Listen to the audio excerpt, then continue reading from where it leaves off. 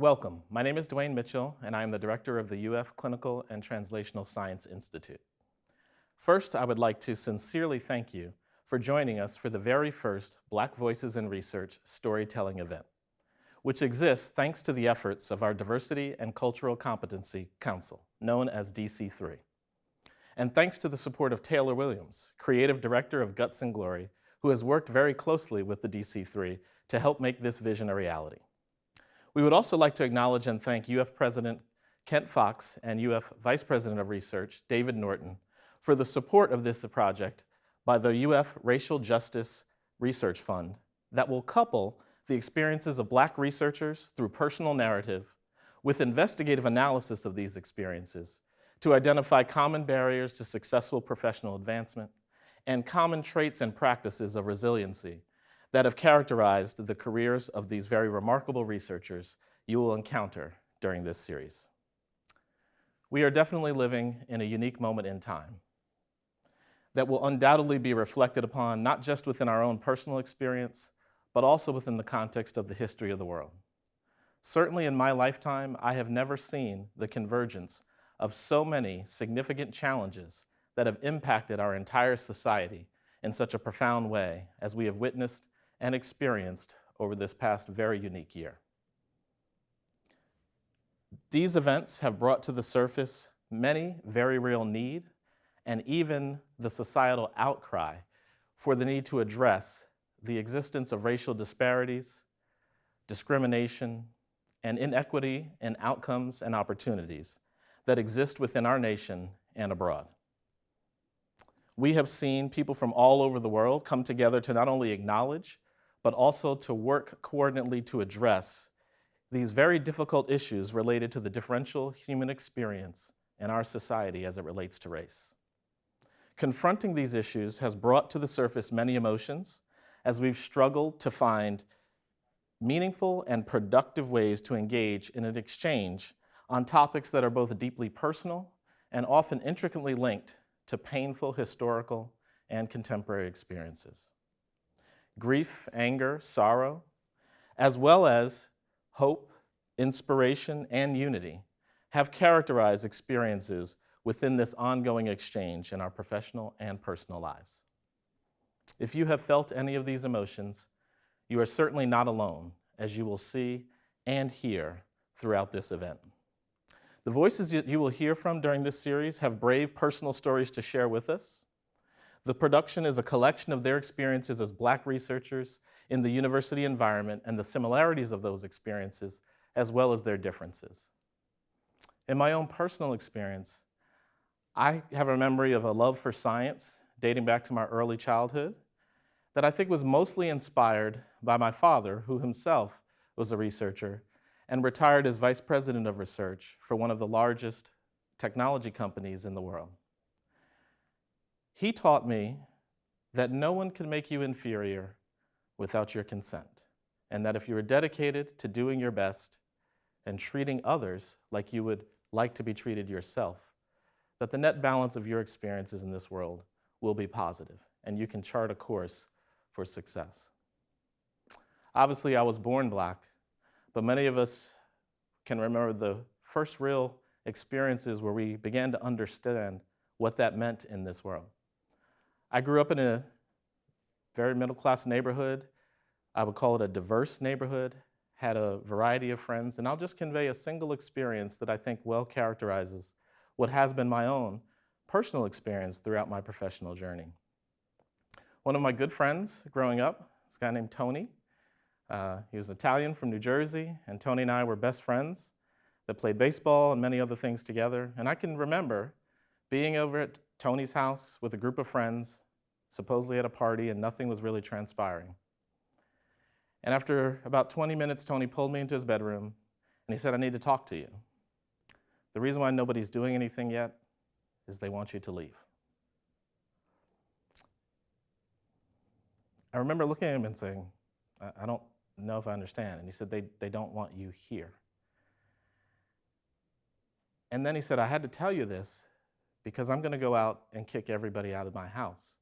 But obviously I had to figure out a way to explain to you first what was going on." And I remember telling him, you don't have to do that. This is your party. These are your friends. And he said, no, you're my friend.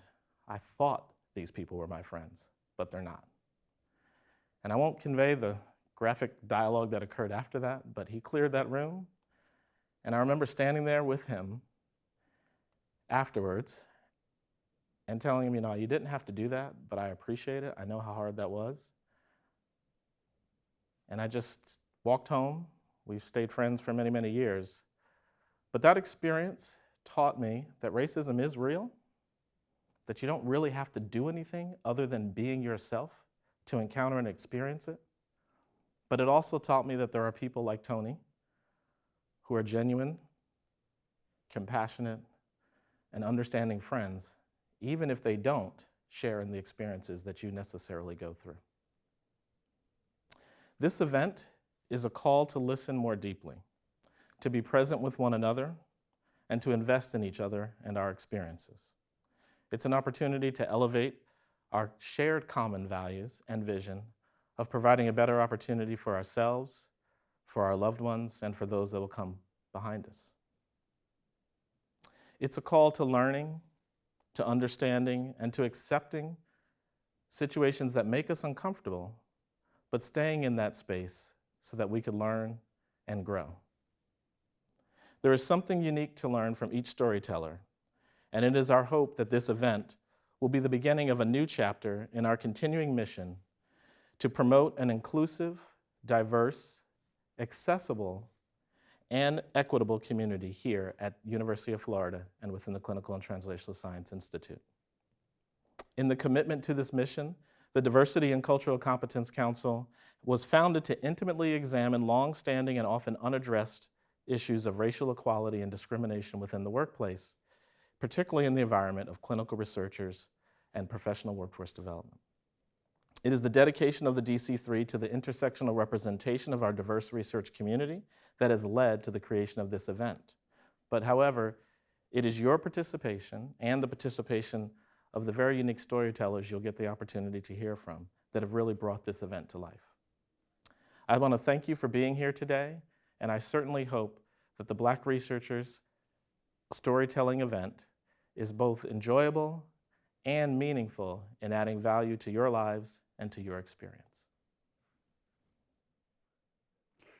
Good afternoon. My name is Taylor Williams, and I am the creative director of Guts and Glory GNV, a live storytelling organization here in Gainesville. I'm also an adjunct lecturer at the University of Florida. My work puts me in a position where I get to hear a vast array of stories from a lot of different perspectives, walks of life, and emotional responses.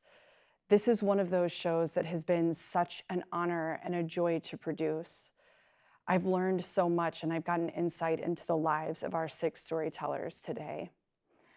I hope that you'll enjoy this and push yourself to the limits of your own comfort, question what you know, and enact the same sort of empathy and bravery that our storytellers have brought today.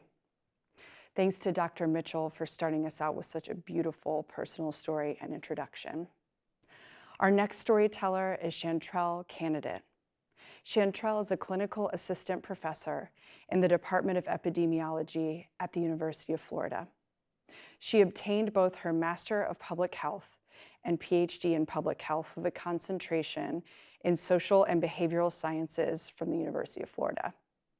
By training, she is a social and behavioral scientist and epidemiologist with an extensive background in HIV outreach, public health research, and intervention training for clinical-based studies. Her research focuses on the integration of HIV and alcohol research to understand HIV health disparities in marginalized and disadvantaged populations of color. Her collaboration efforts have resulted in publications focused on factors influencing HIV education, linkage, and engagement in care, and the management of HIV. Before joining the faculty in the Department of Epidemiology, Dr. Candidate completed her postdoctoral training with the UF Substance Abuse Training Center in Public Health. In her current role as clinical assistant professor, she is responsible for conducting scholarly research, teaching undergraduate and graduate courses, mentoring minority and first-generation students, and providing service to the university. I am Chantrell Candidate. I am a clinical assistant professor of epidemiology at the University of Florida. I am no stranger to adversity, challenges, or setbacks. For as long as I can remember, I have been turning life's lemons into lemonade. I have managed to defy the odds and achieve success, all while living in my truth. I am the descendant of a generation of Black sharecroppers born and raised in rural Georgia. During the cropping season, children were forced to drop out of school and work in the fields alongside their parents. After the passing of my great-grandfather, my family relocated to Daytona Beach, Florida as a means of survival. Growing up Black and female has not been easy. I grew up in Halifax Park Projects, a low-income, affordable housing community. Growing up in a single-parent household forced me to establish maturity and independence far beyond my time. It also provided me with the opportunity to help others. As a little girl, I would attend adult education classes with my grandmother and great aunt, who were over 50, but both believed that it was never too late to achieve an education. I can recall spending hours helping them learn to read and write. I quickly realized that education was a key to a better life. With this knowledge, I began to set educational goals that would break generational curses and form generational blessings. I currently have 4 different academic degrees.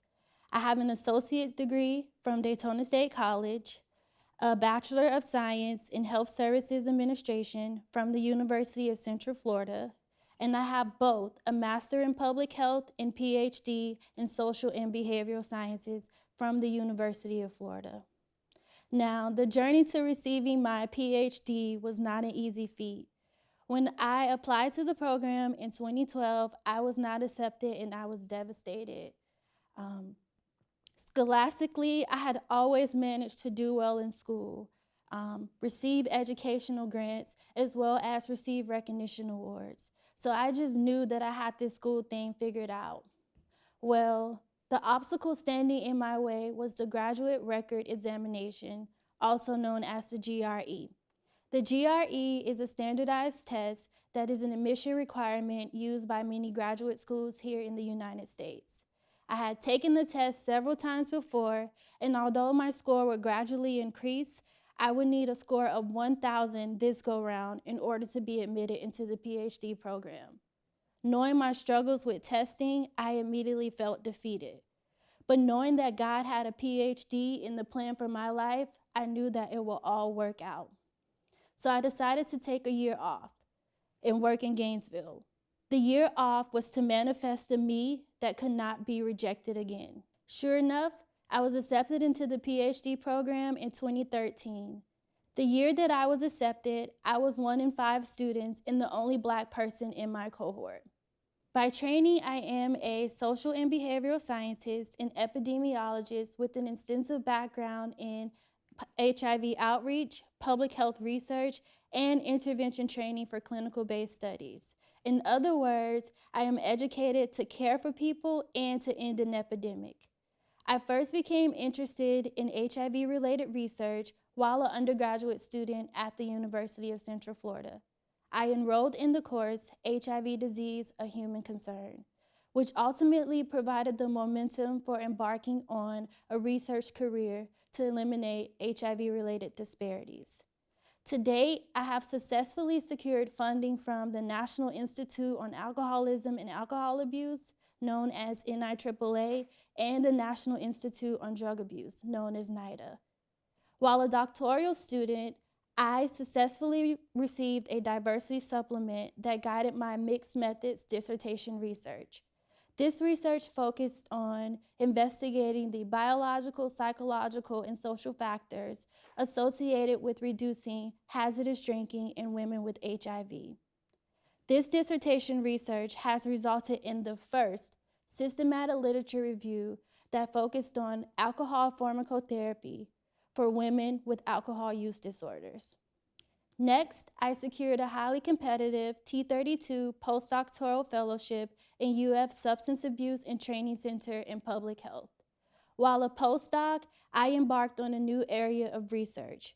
This focused on assessing substance use and HIV among Black men who have sex with men in the South. This research is being used to inform a KO1 Career Development Award that I am currently writing. As I am developing my KO1 application, I have also been blessed to become a new mom. As a new mom, it has been tough to maintain a work-life balance. While a postdoc, my husband and I knew that we needed help raising our son, and I knew that if I were going to succeed in academic research, I needed the support of my family. After much prayer and consideration, we decided to leave Gainesville and relocate to Daytona. We commuted for over 200 miles to and from work each day for almost a year and a half. During that time, I experienced many challenges. I watered the road with my tears, doubted my abilities, and even contemplated giving up a career in academic research. But in the end, I knew to have faith over fear and know that I was uniquely created by God for this position. Sure enough, in August 2020, I was hired as clinical assistant professor in the Department of Epidemiology. With regards to my research, African Americans remain disproportionately affected by HIV/AIDS, particularly here in the South. Not only has this preventable disease plagued the populations for decades, the amount of myths and misinformation and HIV-related stigma and discrimination continues to fuel the epidemic in this population. Thus, my research is focused on eliminating HIV disparities among African Americans. Essentially, I want to empower African Americans to learn about the impact of HIV across all levels and to come together to combat this disease together. More importantly, I want to inspire people. I want someone to look at me and say, you know what, Chantrell? It was because of you that I did not give up. Currently, I am the first and only Black faculty member in the Department of Epidemiology at UF. Although I am in a non-tenure track position, this is a considerable step, and I believe that I can help to transcend barriers by navigating and eradicating the once was everyday struggles associated with becoming a minority researcher in a highly competitive arena such as UF. And though my story will be one of many that you will hear today, it is indeed my own. It's the testament of how faith and family has helped to shape me into the woman I am today, a wife, a mother, a Black researcher, and an agent of change. Thank you. Next, we have Erica Garrido, an MPH, CPH, and also a research compliance administrator in the Office of Research Affairs at the University of Florida, College of Medicine, Jacksonville. She is a public health professional with distinguished communication and interpersonal skills, as you will see. Her 8+ years in research have resulted in her being experienced in engaging, liaising with, and working with various populations, including low-income, disadvantaged, and minority populations to senior university faculty. Outside of her role as a research administrator, Erica is an adjunct professor for the Department of Public Health in the Brooks College of Health at the University of North Florida. Erica holds an MPH with a concentration in urban health from Northeastern University, a Bachelor of Science degree in biology from the University of North Florida, and has her certification in public health. Erica's happy place is the beach. She's been on the Wheel of Fortune and she won some cash, and she's lived in Iceland and Japan. Please welcome Erica. The professional that I am today is certainly not the professional that I started out as. Now, it doesn't mean that I didn't know how to be a professional or had the wrong type of demeanor.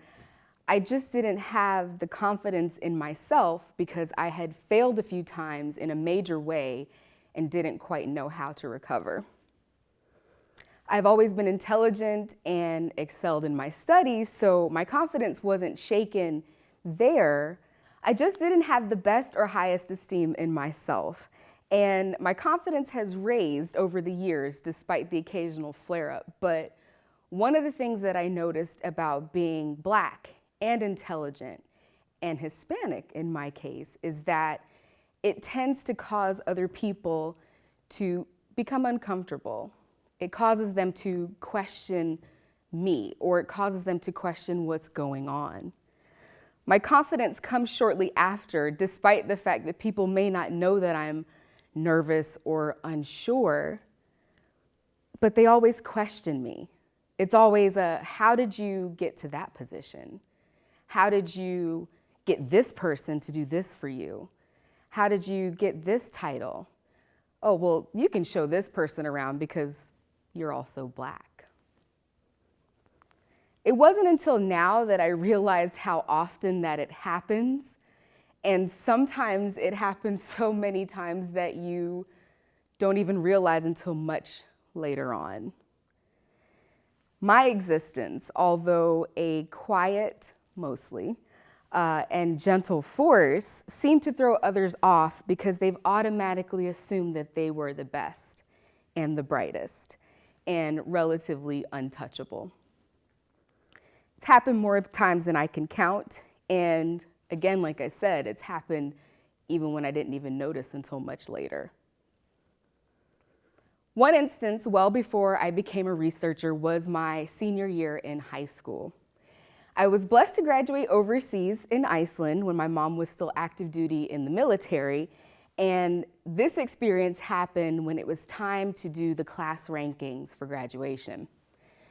Now, mind you, we only had a class of 20, and I wasn't the only Black person in the class of 20, but I, unbeknownst to many, was actually in the running to become valedictorian or salutatorian. I had two classmates that just knew that they had it in the bag. Despite how the chips were going to fall, they were going to be number one and number two, and nobody else was going to have that opportunity or that chance. Lo and behold, the whole bubble that they had created around themselves, it was a male classmate and a female classmate, both Caucasian. When we got the announcement that I was in the running, it's like the whole world stood still. There's no way that me, as my female classmate ranked me as teacher's pet, there's no way that I could have been in the running to become co-valedictorian of this graduating class. I could sense the disappointment in her voice. There was some condescension with the congratulations. There was just no way that I, a daughter of a single parent, a single Black woman, could have been in the running. It was only down to the difference of 1,000th of a point. That was probably the best phone call ever made to my mom. I don't think she would have expected that to come out of her household, but my female classmate, who was quite disappointed, turns out her father was my mom's commanding officer, and he shared the same type of disappointment. It was that experience that kind of colored the rest of what would happen in my life, with seeing how people react when they think that only they have a right and a privilege to something that nobody else would have. My first official grown-up job after college wasn't much different.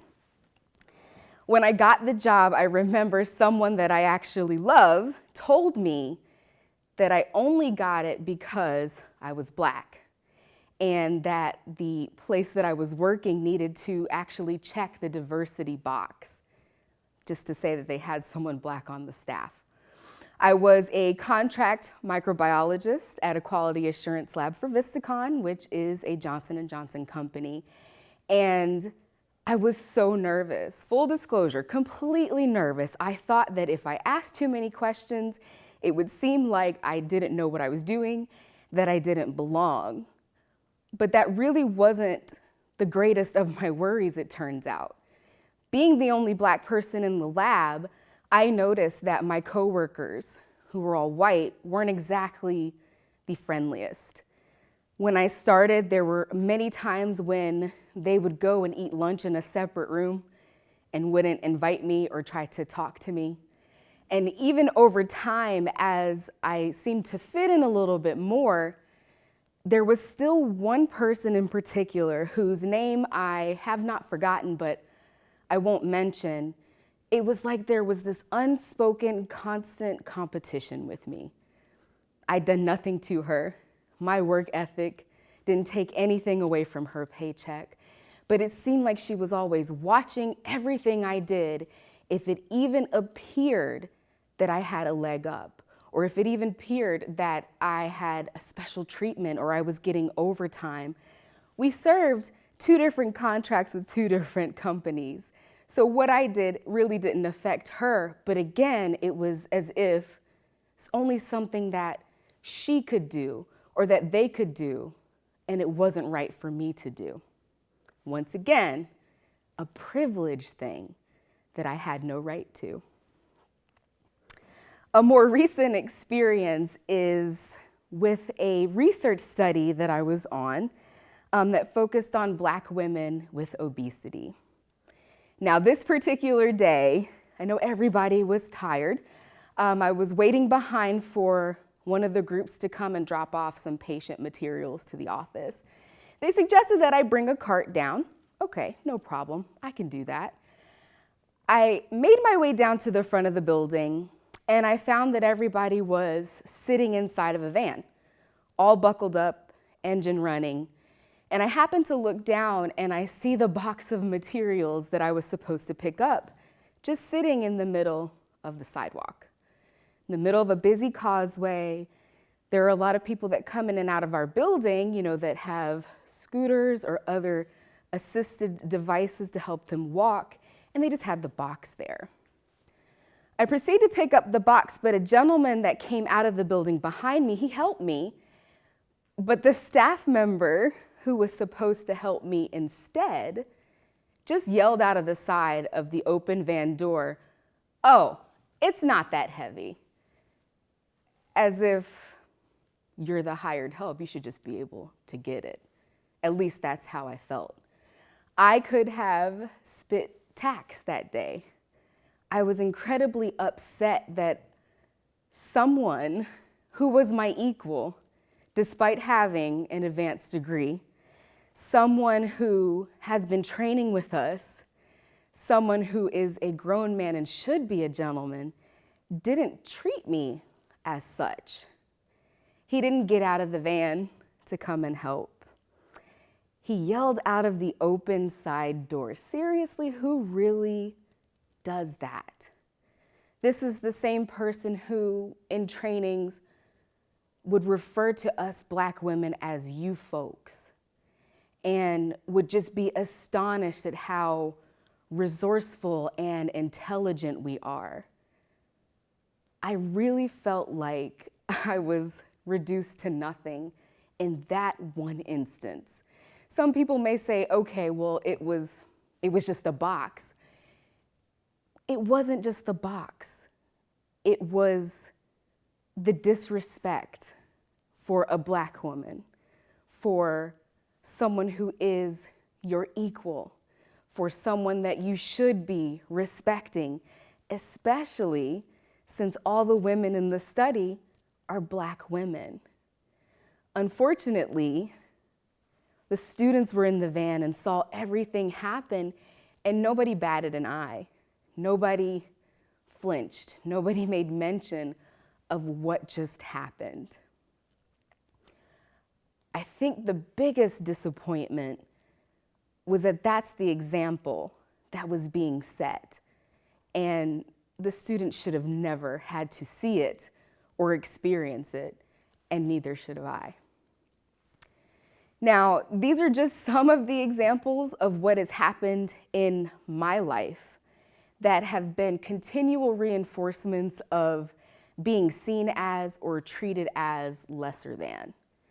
Now, growing up, I was told that I wasn't Black enough because I talked white. I was told so many different things, and I've suffered at the words of so many different people, and for years have just tucked it away and tucked it away and tucked it away. Thank God I never let it stop me, but I will admit that those words, these experiences, have made me question my own self. They have made me question what I bring to the table. They've made me question my magic, who I am. But those words don't define me, not at all.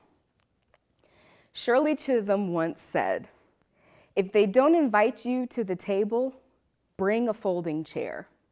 Well, one thing that I have known and learned now is that my place at the table has my name on it, and my seat is a nice seat. It's sturdy and it's fit for a queen.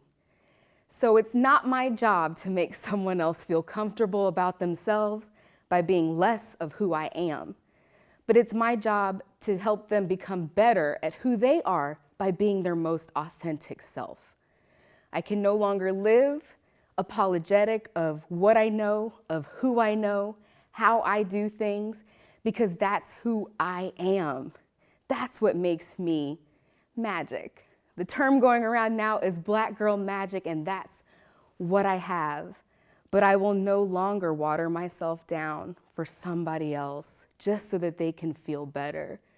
In no way, shape, or form is it right for anyone to categorize us and put us in a box because we don't fit what they see as the best and brightest in their description.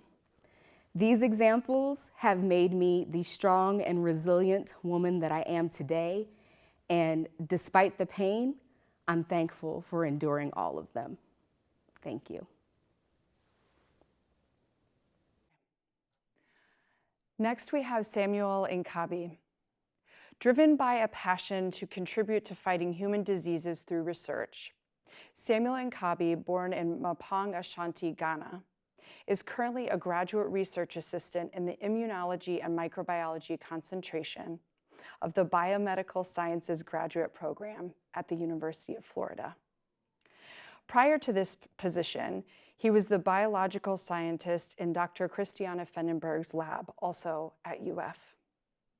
He holds a Master of Science in Experimental and Medical Biosciences from Linköping University in Sweden, and a Bachelor of Science in Biochemistry from Kwame Nkrumah University of Science and Technology in Ghana. He enjoys reading, writing, listening to music, and traveling. He is a firm believer in one of my favorite quotes as well, from the late Maya Angelou. "There is no greater agony than bearing an untold story inside of you."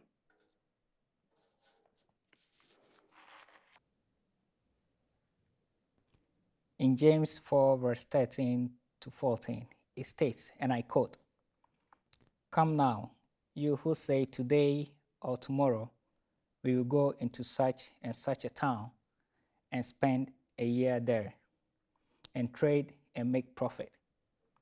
Yet you do not know what tomorrow will bring. What is life? For you are a mist that appears for a little time and then vanishes."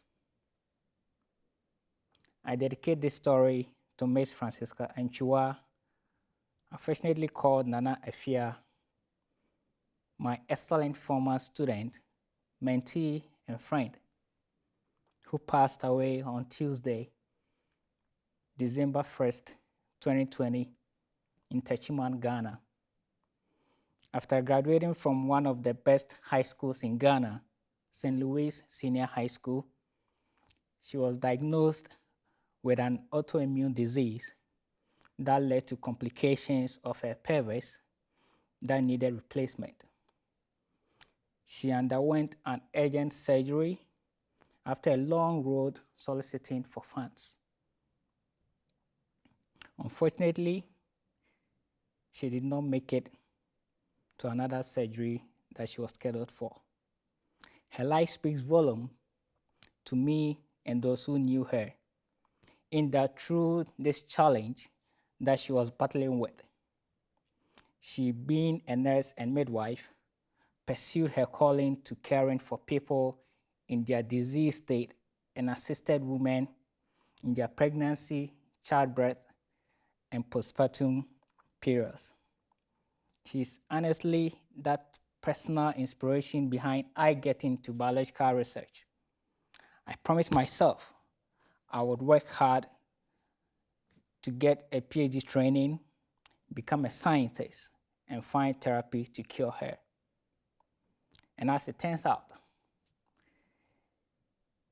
yes, I am training to get a doctorate, but she's gone home to be with our Maker before I could find a therapy to cure her. We are indeed a mist that appears for a little time and then vanishes. Though I could not get this promise fulfilled to her, I hope I find consolation with working hard to finding a therapy that will be able to cure someone in her state. She is and will remain a reason for my pursuit of research. Francisca Nchua lived and will continue to live on in our hearts and memory. Rest on well, Nana Efia, in the bosom of our Lord. Fare thee well. My journey in research began in Ghana in my basic school days. It happened that during one of the science classes where we were studying the digestive system, for an illustration, my science teacher made us go out to catch a lizard. After some minutes, someone managed to catch one and brought it to class. We gathered around our teacher and watched him literally open up the lizard and showed us the internal organs of the lizard. It was fascinating, and we all went home with this event being the topic of discussion. I did not know much, but all I kept saying is, I want to be in science. And from then on, I nicknamed myself Doctor, because all I knew was the people in white coats at the hospital called doctors studied science. The years ran by quickly, and yes, I did study general science in high school, St. James Seminary. Became a science teacher in a middle school for a year after graduating from high school, and went off to college, Kwame Nkrumah University of Science and Technology, Kumasi, to study biochemistry. Well, the truth be told, it was rare to hear of someone pursuing biochemistry in Ghana back in the day.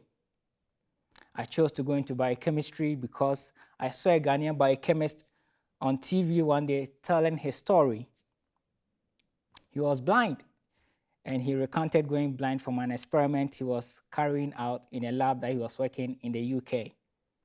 And honestly, biochemistry was one of the least programs you hear of during those days. What caught my attention was the way he was still intrigued by biochemistry, so I said to myself, I'm going to do biochemistry and live to tell my story someday. And here I am, telling my story indeed.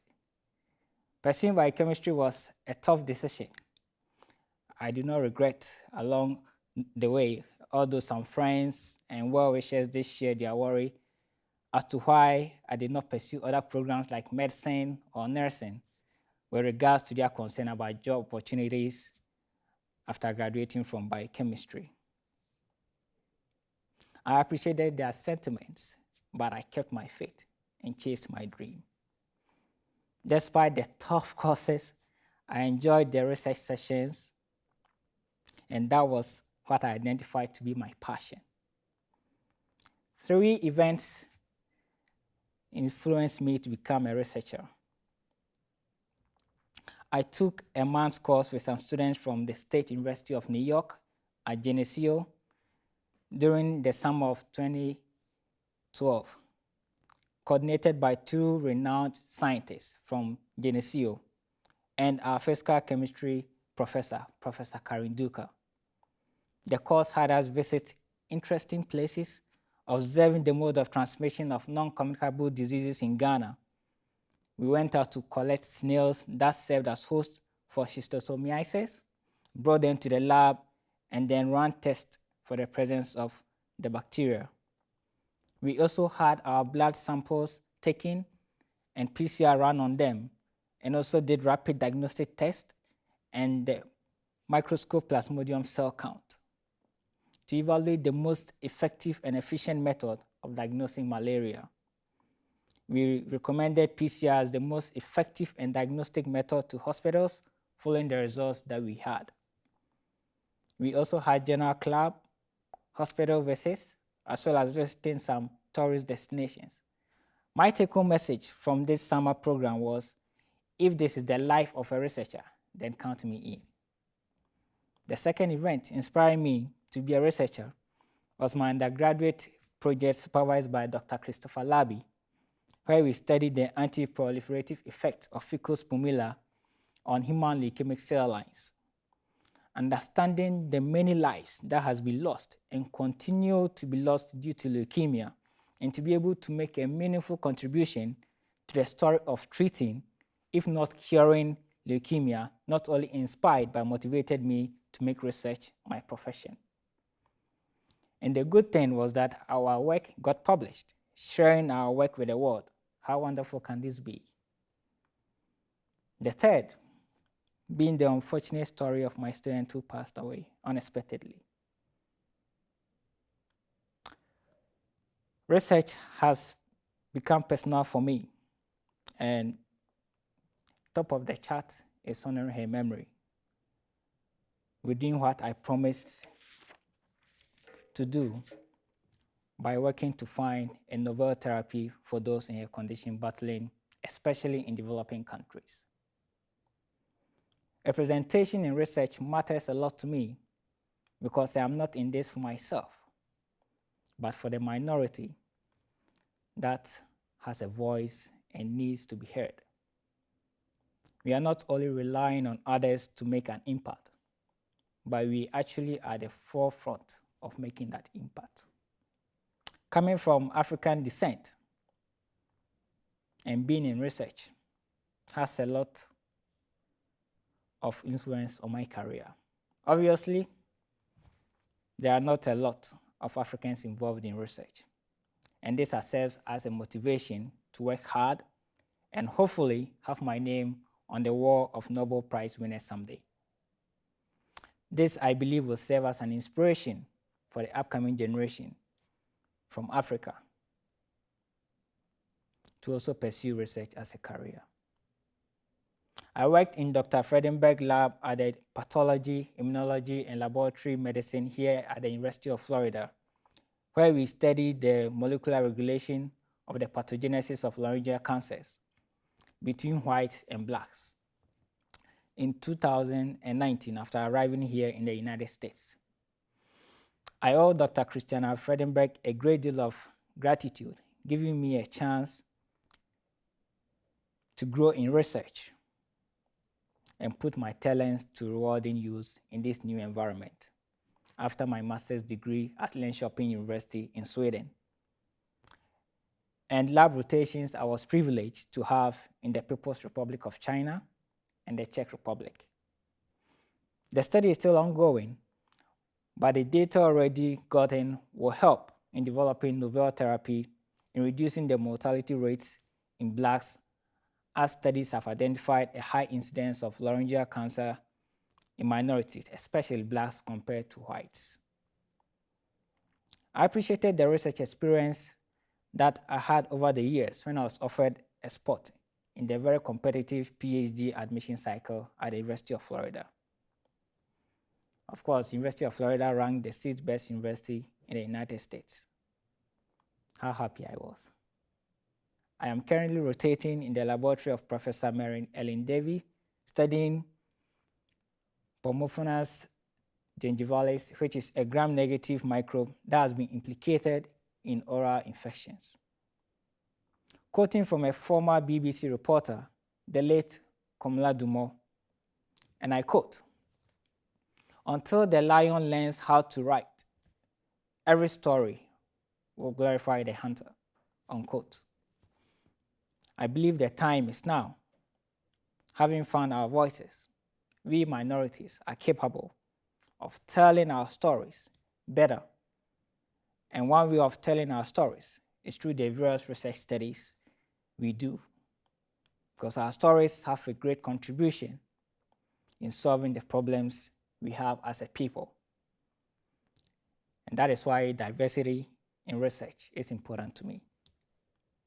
And as Dr. Kofi Boahin, a renowned otolaryngal head and neck surgery specialist, quote, "However far the stream flows, it never forgets its source," unquote.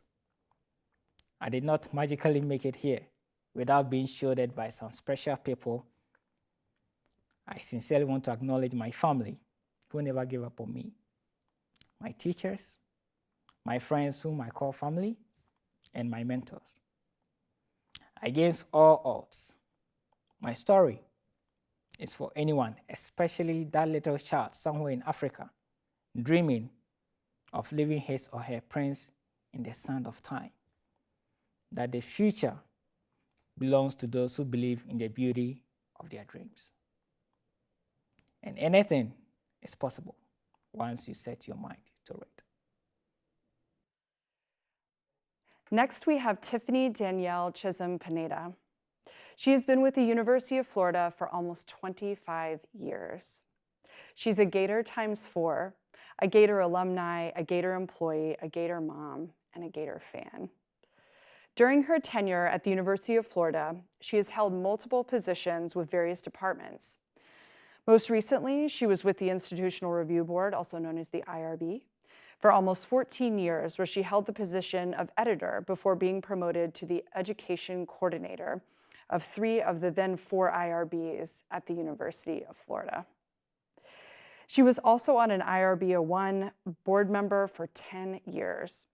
Tiffany thoroughly enjoyed her time there, as it uniquely prepared her for the passion that formed in her for diversity and cultural competence in the research professionals community. After being hired by the Clinical and Translational Science Institute, she was given the ability to use her creativity to uniquely meet the needs of the research community. In her 5 years with the Institute, she has helped create a council, the Diversity and Cultural Competence Council, and developed multiple interactive trainings aimed at causing paradigm shifts that will lead to eliminating the personal biases that we all have. Tiffany sees each interaction as an opportunity to spark change for the better in herself and others. You'll hear about that today. Her tenacity for intentional living is evident in everything she does, from being a repeat firewalker 13 times to knowing that even one person can change the world. Here's Tiffany. I am Tiffany Danielle Chisholm Pineda. I am a Black research professional, and I have been actually for decades. I have been an IRB board member. I have educated literally thousands of research professionals of every nationality during my career. I can literally be at a gas station and somebody go, "Hey, aren't you that Tiffany?" And much to the bane of my children's existence, yes, I am that Tiffany. Thousands of people have heard me speak, and I am very aware of the package my voice comes in. I have shown up in lecture halls to teach, as I have done hundreds of times, and been questioned many times as to if I am that Tiffany that's there to teach. It always made me wonder, did they ask everyone or just me? And if so, why me? But let me go back. Over the last 5 years, I have had the pleasure of being able to develop research programs tailored to the gaps in the research community as I see them. This has ranged from bolstering the consenting process to the relationship researchers have with the IRB. I have also had the pleasure of designing programs related to diversity and cultural competency. But this is where I found my greatest ability to make an impact. Because while the research professionals were not talking about research and race, the community was.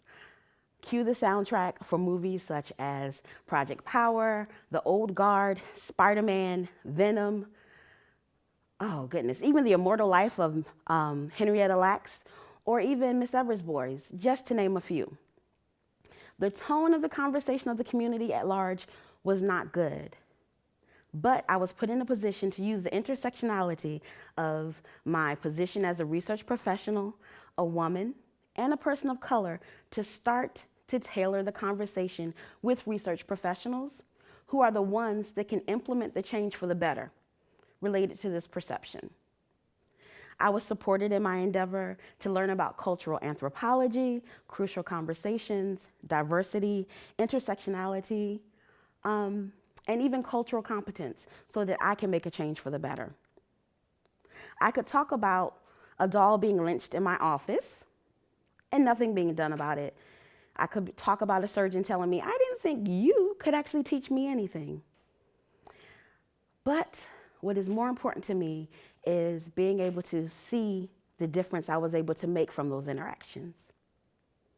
Even being here today as the chair of the DC3 Cultural Competence Committee, putting this event together and hearing the stories of the people that applied to be here. The people that you're hearing today are just a small slice of the amazing voices that are represented at the University of Florida. And I'm excited to say that there will be more events for us to make a difference for change in the future. I want to say that there are a list of things that I could just flow off of my tongue, but the focus is, what are we doing to implement change for the better? The list of interactions involving race that did not go well with educated elite healthcare providers is not going to make the change that I want to see today. What I want to say is that I'm actually grateful to be here, having this conversation with you, sharing my story, having the ability to speak for the voiceless, the faceless, brown and black masses. I'm actually grateful. Because most of the time, I'm pointing out what people didn't have the ability to see because of the perspective of the lens of their culture. It's like when you get your eyes examined, and I need my eyes examined right now. As the doctor flips the lens and asks, A, B, or C? And lens A is the culture you grew up in the Midwest, not knowing any people of a different or diverse culture. Lens B may be going to a predominantly white institution. Lens C could be the portrayal of black people on TV. And lens D could be something that we couldn't even actually name today. But you didn't even know you had those lenses in front of you affecting your thoughts, your views, and even your beliefs. I'm here to show you that what those lenses potentially could be and to help you remove them through courses that I've had the blessing and the ability to create, through classes like Culture and Consent, where I'm able to help individuals who request consent from participants consider things like personal space in different cultures, spatial relationships in different cultures, how age may be play into a culture, the consenting process. Culturally, it is a no-no for me to say no to an elder. So if I'm approached to participate in research by somebody that's older than me, whether I feel like I have the ability to say no or not. Helping people see that things that look as simple as beads may actually be a leke and have spiritual power for somebody and shouldn't actually be touched. Having people look at culture as a different paradigm that should be considered in that consenting process when you're requesting participation. Or even my course called The Iceberg in Your Research Lab, where we talk about how all those different cultures we identify in, from being a part of the Gator Nation to being someone that attends Zumba classes to somebody that has children or somebody who has chosen not to have children, or the culture of somebody that went to a predominantly white institution, how that may show up in your research lab and could potentially affect interactions and how you are able to solve the problem that you're really there for, and how you're able to do that internal customer service that is actually really important in the research lab. Part of the removal of that lens was being part of the creation of the Diversity and Cultural Competence Council, DC3, which I've mentioned before, The council was the house for many of these things I was able to do for the research community and to magnify the impact of those things. This event today allowed me to hear the voices of many Black research professionals, doctors, nurses, students, postdocs, administrators. I got to hear how all too common some issues were, as well as how amazingly triumphant the Black research professionals are in the community. I got to hear how important my lens removal service is for the research community. Listening to the voices is me acting as your ophthalmologist whispering, lens A may need to be removed, lens B may need to be removed, lens C may need to be cleaned. And not in a punitive way, but in a helpful way so that you can show up as your fullest and greatest self as you interact with the research community. Know that we all have multiple lenses, but I am here to share my story so that you can look and see what needs to be done to evolve, to grow, to clean, or even throw away your lenses so that these stories are no longer being told, even in 2021, because you and we did our parts to be anti-racist and to make changes for the better for the research community. One person standing up can make a difference by one interaction, one protocol design, one conversation. Each opportunity is an opportunity to make a change for the better. Thank you for listening to me, the voice of a Black research professional. Our last storyteller is Erica Moore. Dr. Erica Moore is the inaugural Rhines Rising Star Assistant Professor in the Department of Materials Science and Engineering at the University of Florida. She defended her PhD in biomedical engineering from Duke University in May of 2018. She earned her bachelor's degree in biomedical engineering from Johns Hopkins University. Dr. Moore's work broadly focuses on understanding how immune cells can be leveraged to enhance tissue regeneration. Under the guidance of Dr. Jennifer L. West at Duke University, Dr. Moore's thesis focused on the use of macrophages, innate immune cells, to support vascularized engineered tissue. This work has been published in the Annals of Biomedical Engineering, Advanced Biosystems, and the Journal of Regenerative Engineering and Translational Medicine. Dr. Moore was also awarded the Outstanding Doctoral Dissertation Award from Duke University for this work. Dr. Moore also worked in the Provost Postdoctoral Fellow as a postdoctoral fellow and a visiting professor at the Johns Hopkins University in the Department of Biomedical Engineering. Working with Dr. Jennifer H. Elisef, Erica focused on profiling B-cell responses to injury in small animal models.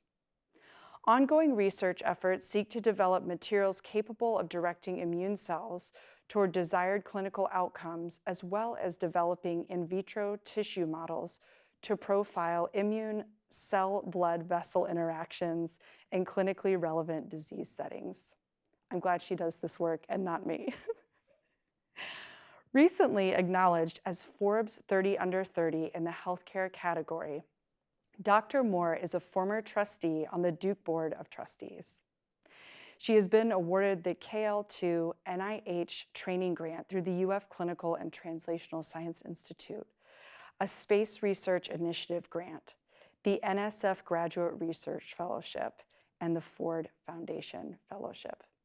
Here is Dr. Moore.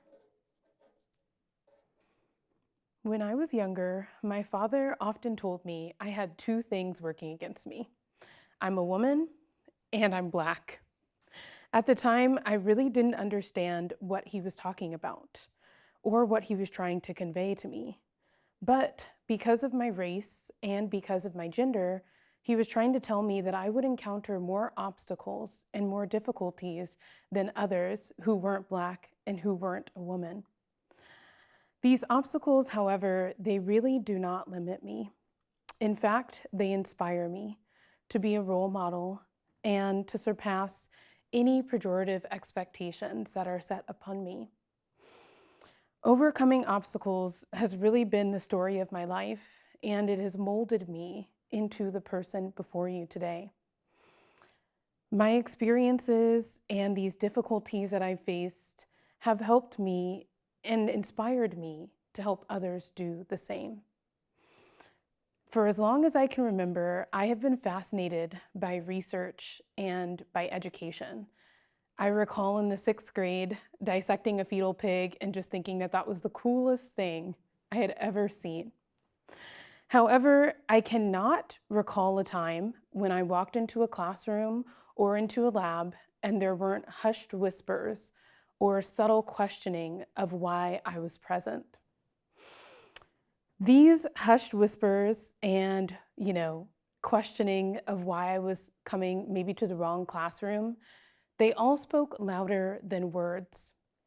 Nothing was directly said, but they accumulated to have me question my presence and whether or not I was in the right class or the right lab. Maybe I'd gotten the date mixed up.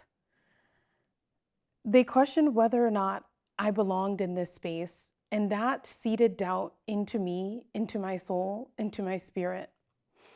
I wondered, maybe I could prove to them that I belonged, but I also quickly learned that it was more important to prove it to myself, to prove that I belonged in these spaces. However, the path to developing confidence and overcoming doubt was filled with ups and lots of downs. My confidence started at Johns Hopkins University, where I enrolled as an undergraduate student in biomedical engineering. Now, biomedical engineering at Johns Hopkins was not something ever to be played with. It's the top program in the world for what we study. I did not exactly know what I was getting myself into. My first test of confidence really came in my sophomore year. I took an exam in a very difficult engineering course, and the TA was handing them back. He slid mine upside down on my desk. When I flipped it over, I was shocked to see that I had actually gotten 5 points out of 100. 5 points on a midterm that was over 30% of my grade.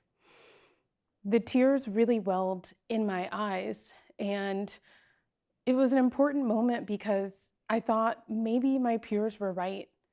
Maybe those whispers and the questioning was correct. Maybe I didn't belong at Johns Hopkins in this top-ranked program. But those 5 points, they taught me more than 100 points ever could have. They taught me what failure is.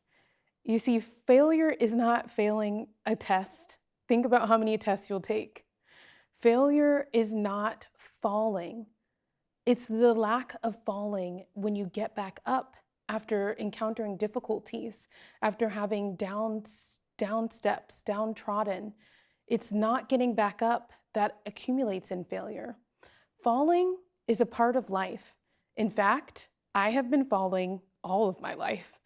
Again and again, I fall. But failure is not falling. I get back up after every single misstep, every single fall. This has taught me resilience, perseverance, and what true grit is. Falling is not permanent. Failure is not falling. Failure is an option.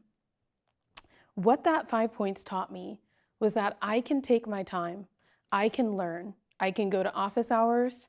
I can learn, and getting 30% on a test does not mean that I do not have the inability to comprehend the information. It means that I have to try harder. It means that I can reach out for help. Falling is a part of life. In fact, falling is all I've been doing. But the decisions that I make and that you make after falling are ultimately what determine and define your future. I went on to graduate with honors from Johns Hopkins University. I was inducted into Tau Beta Pi, which is an engineering honor society, and awarded with many accolades. Filled with accomplishments, I was under the impression that I had overcome any obstacles and any self-doubt that I had encountered during undergraduate studies. I had shown myself and the world and my classmates and all those people who thought maybe I was in the wrong classroom what this little Black girl could do. Little did I know what was in store for me in graduate school. If I could liken my experience in undergrad as a medium-sized fish in a medium-sized pond, getting into graduate school was like being dropped into the ocean. To say that I was overwhelmed in my first few weeks at Duke University would be an understatement. Yet again, I enrolled and challenged myself. I really need to stop doing that. At Duke University, I enrolled in a PhD program in biomedical engineering. If I was successful and if I would be able to graduate, I would become one of 4 African-American women to graduate this program with my PhD. For context, Duke University's BME program is the second-ranked program in the United States. So here I was again, challenging myself and filled with the audacity to enroll in this incredibly challenging program. I had to ask myself, would I make it? Had I made a tremendous mistake? Should I have just gotten a job like my parents encouraged me to do? How was I going to pay off my student loans? How was I going to survive this program when so few had come before me and successfully finished? Here I was with these doubts again and again. It seemed like they greeted me as if I was a long-lost friend instead of the victor that I had previously thought that I was. But yet again, I exceeded the bar, as so many of my ancestors who have come before me also have done. I invented, I designed, I published, and I presented my work all over the world. I served my university as the first elected African-American woman to represent the graduate and professional students as a young trustee on the Duke Board of Trustees. I was awarded the Ford Foundation Pre-Doctoral Fellowship, the National Science Foundation Graduate Research Fellowship. The list goes on and on. Through perseverance, through resilience, and through prayer, I began to achieve beyond my wildest dreams, impacting biomedical research and leadership in higher education, all from the perspective of a Black woman. As I neared the end of my graduate school program, I was at a crossroad. A life as a stressed-out professor was not for me, or so I thought. I sought industry internships, a safe harbor to divorce myself from feeling like an other in academia. But the shoe did not fit for me in industry, and so like Goldilocks, I went in search of other opportunities. Consulting, too big. Higher education, too many lumps. Leadership development, too small. I fought even considering a career as an academic, but one day it dawned on me. The only way to create a space for Black women who felt similarly othered or similarly uncomfortable walking into classrooms or laboratories was to become a leader in those classrooms and in those laboratories. To start my lab, to find my perfect fit. I am here and we all belong. But the orchestration of me being here is not of my own accord. In August 2017, I realized I wanted to maybe consider potentially the role of an academic. I released this into the universe again with a prayer on a Tuesday. On Thursday or Friday of that same week, I received an email from the University of Florida asking me to consider an academic position in the Materials Science and Engineering department. And so my journey continued. I signed my acceptance letter 6 months later as a tenure-track academic in engineering. I joined the rankings of the 4% of African-American women with tenure-track jobs in engineering in the United States. 4%. For reference, it's more likely that the tenure-track professor that students have in class is a white male than the student themselves. White men overwhelmingly comprise the tenure-track academics, and I didn't know if I had made another mistake joining the 4% of African American women who'd taken on this role. At this stage, it's not surprising that yes again, I found myself unsure and afraid, filled with doubt. So few had journeyed out on this path before. Even those who had made it, it seemed, were few and far between. Will I make it? Have I made another mistake thinking that I could accept this tenure track role? I don't know. However, I understand that I am here to continue to change the landscape of science and engineering. I know that that is not easy, and that my journey will be continued to be filled with doubt.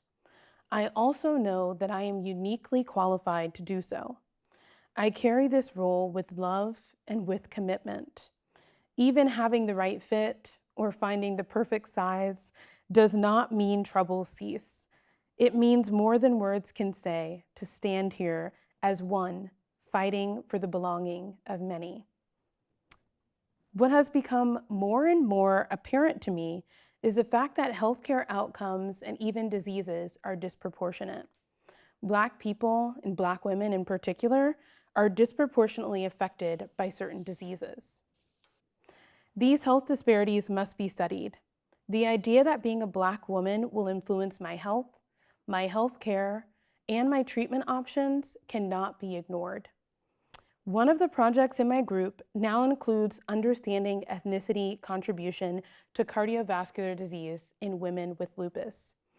Black women are 3 times as likely to develop lupus and die as a result of comorbidities from the disease. My group now seeks to model patient immune cells with blood vessels to connect ethnicity, immunology, and cardiovascular disease. When I was younger, my father often told me, "You're a woman and you're Black." These 2 obstacles, or classifications, enable me to see and understand differences in modeling, in immunology, in disease, and in clinical impact. These obstacles and classifications allow me to relate to students who feel like an other or who feel like they do not belong. These obstacles allow me to encourage, to mentor, and to support anyone who's struggling with self-doubt. Being a Black person, being a Black woman in these spaces gives me the voice to confirm our ancestors' wildest dreams. We are capable, we are excellent, and we belong. Wow. These stories were amazing, and I am grateful that you were here to share them with us. We are grateful for the opportunity to have recorded them at the amazing Heartwood Studios here in Gainesville, Florida.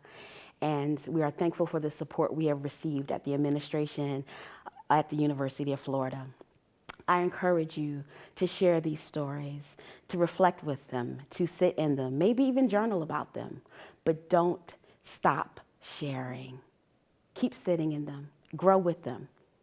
Your time is appreciated, but your growth is even more needed. And so for that, we thank you.